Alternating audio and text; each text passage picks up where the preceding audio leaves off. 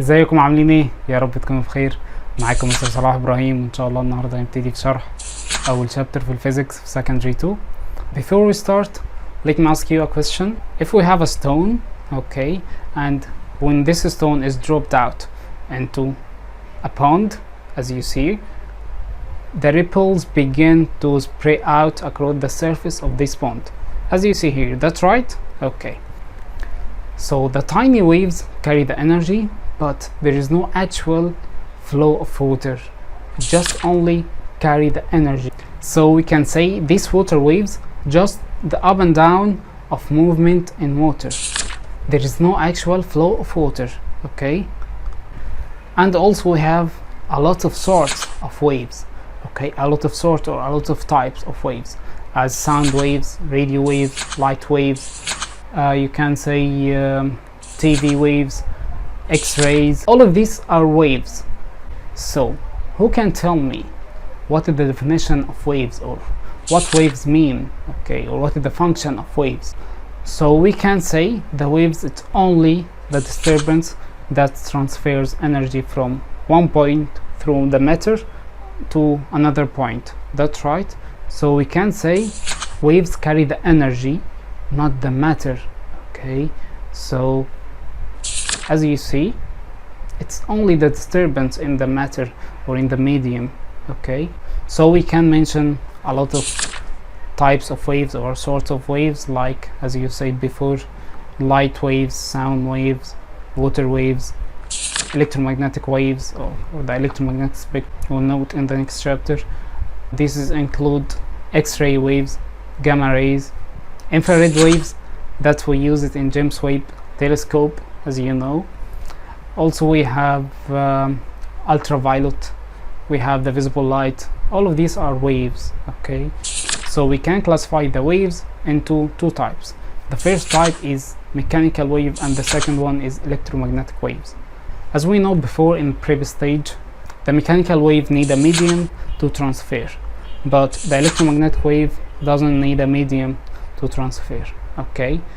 That's why we cannot hear the explosions that happen inside the sun, but we can receive the light that's coming from the sun, because the sound is a mechanical wave and need a medium to transfer, and there is no medium into space.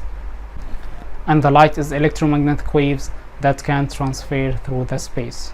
We can say the mechanical waves require three components. The first one is vibrating source, the second one is the disturbance, the third one is the medium that carry the disturbance. So we have two types of mechanical waves. The first one is transverse waves, and the second one is longitudinal waves. We will know the difference between them, but before that we have to know some concepts related to the waves. As we can say, it's the parts of the wave or the properties of the waves. The first one is the crest. As you see here, the crest is the highest point of the wave, and the second one is the trough. It is the lowest point of the wave. So now we are knowing that the first one is the crest, the second one is the trough. The crest is the highest point of the wave, and the trough is the lowest point of the wave. So the third one is the wavelength. It is the distance between any corresponding point on a wave. So we can say from this crest and this crest, this distance called wavelength. So the distance between this trough and this trough, it's also we called the wavelength. And the next concept is amplitude. The amplitude is the displacement between the rest point and the highest point, okay? This displacement, or the displacement between the rest point and the lowest point, as you see here, okay? It's called also the amplitude. And the next concept is complete oscillation. It's mean the one cycle of vibration, okay? When the wave make one cycle, we can say it's complete oscillation. It's mean one cycle of vibration or one wave. The next concept is frequency. It's measured by hertz, and it's the number of complete oscillations made by vibrating body or vibrating source in 1 second, okay? So we can say the frequency, it's how many times the waves repeat okay, in 1 second. And the last concept is periodic time. The periodic time, it's the time that's required to complete one oscillation. So we can say the time that taken for one cycle is the periodic time. As you see here, the time that taken to make a one cycle or one complete oscillation, it's the periodic, or it's called the periodic time. Now we're gonna solve this example by using the following figure. Determine or point the following. The first point is the crest.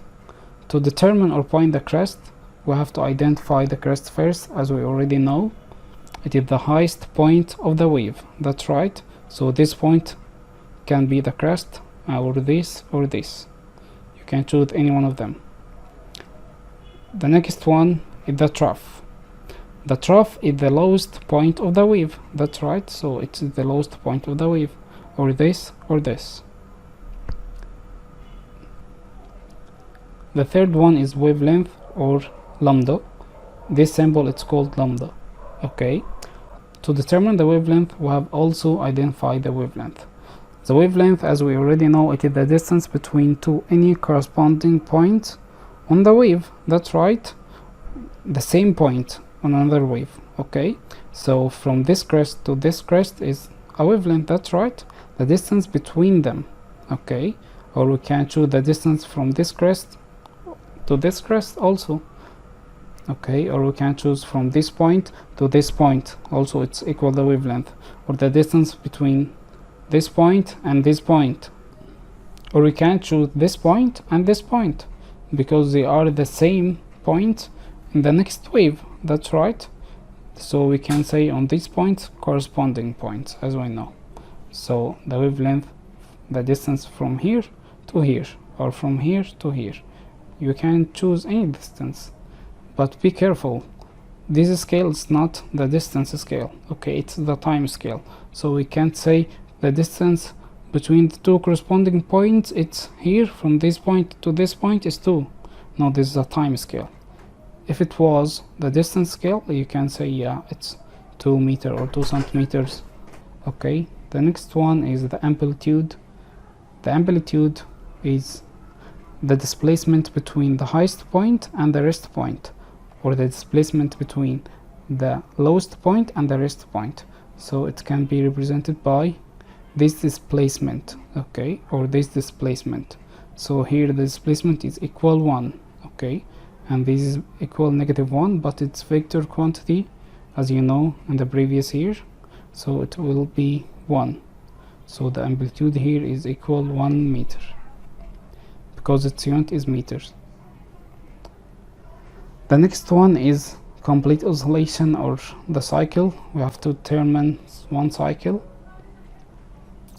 We can choose this one cycle, okay, or you can choose another one cycle, this, or you can choose from this point to this point and make a cycle. So this one cycle, okay, and you can choose one wave, it means one cycle.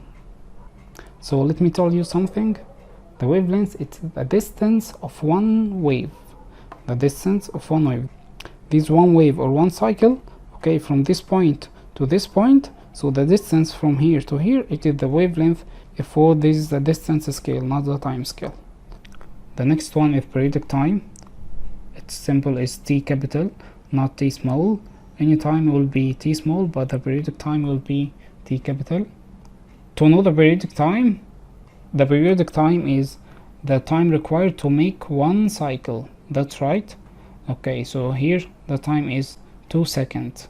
Okay, there is one cycle.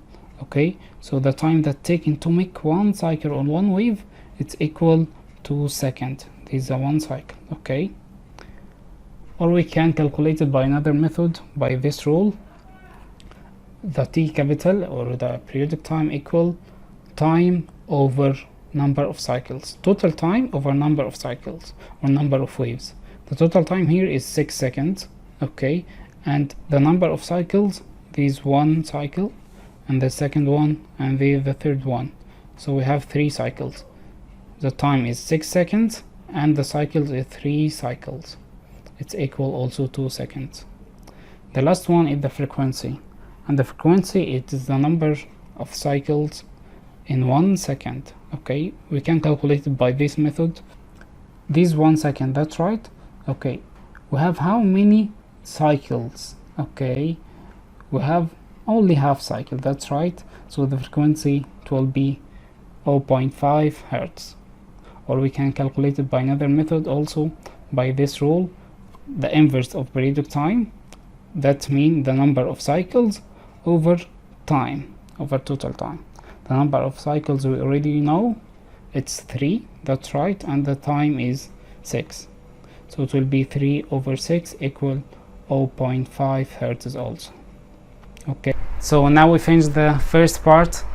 في one example هسيبه لكم في الآخر، عايزكم تكتبوا لي في الكومنتس تحت الانسرز بتاعتكم. Okay, now this is your task that you will answer. There are 3 questions. The first one, which one of them has the greatest frequency? You have to choose one from A or B. And the second question is, which one of them has the greatest wavelength? And the last one, tell me the relation between the frequency and the wavelength. Is it directly proportional or inversely proportional? Okay, leave your answers in the comments below. So now we finished. Okay, وان شاء الله السيشن اللي جايه، سوري الفيديو اللي جاي مش متعود على الكاميرا، متعود اكني في الكلاس عادي. ان شاء الله الفيديو اللي جاي هنتكلم فيه عن اكتر عن الكونسبتس دي، وهنعرف the difference between transverse waves and longitudinal waves. So see you, goodbye.